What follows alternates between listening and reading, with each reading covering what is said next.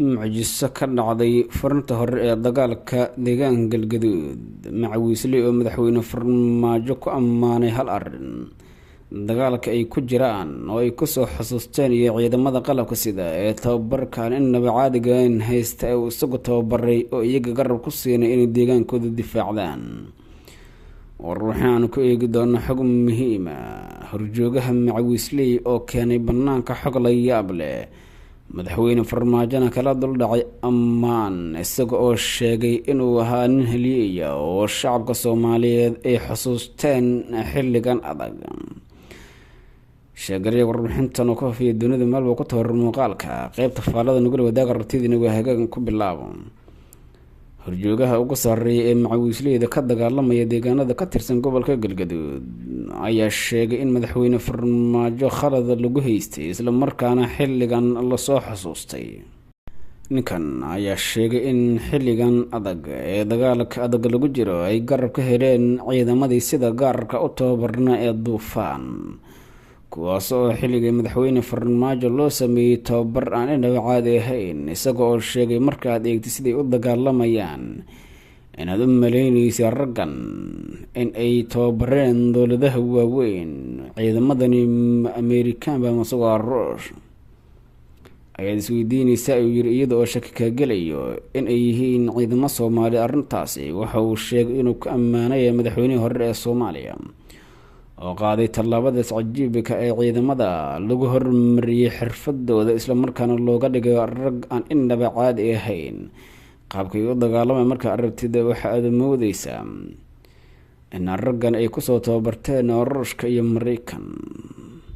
ciidamada markii uu farmaajo joogay waa la caayi jiray iyadoo lagu tilmaami jiray inay yihiin ciidamo beeleed, laakiin maanta ayaan ogaanay inay ciidamo qaran yihiin.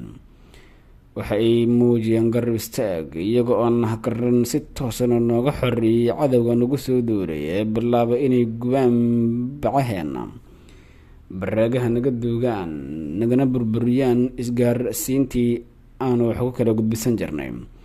ayuu yiri ninkan macawiisleeda u hadlay oo sheegay hadda in garabka ay ciidanka ka heleen uu yahay mid aan marnaba la qiyaasi karin sida ay ciidamadu ugu macaasheen, isagoo sheegay in madaxweyne farmaajo uu mudan yahay in talo looga dhiso bartamaha magaalada Dhuusamareeb ee Galmudug, cadaadana loogu maamuuso imaatinkiisa, isla markaana ay shacabka Soomaaliyeed si wadajir ah u soo istaagaan fagaare lagu raali gelinayo khaladaadkii laga galay intii uu talada joogay.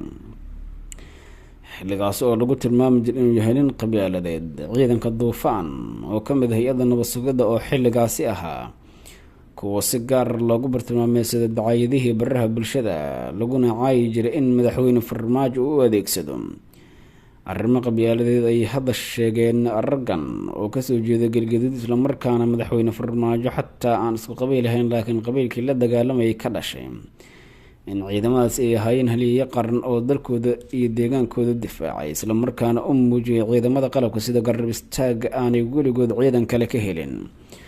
waxay sheegeen inay dhiirigelin u sameeyeen, hubka ku wareejiyeen, isla markaana ay u soo dusiyeen xogaha cadawgooda iyaga oo furinta hore ee dagaalka jilibka aastay si looga adkaado kooxda. arrintaasi oo noqotay midda guusha sare gaar siiday dadka deegaanka ee dagaalka la galay kooxda khawaarijta ee hadda bilowday inay shacabka Soomaaliyeed dhibaatooyin kala duwan u geystaan, nolosha ku gubaan, qaarkood sidoo kale ay ka baabi'iyaan waxyaabihii asaasiga ah.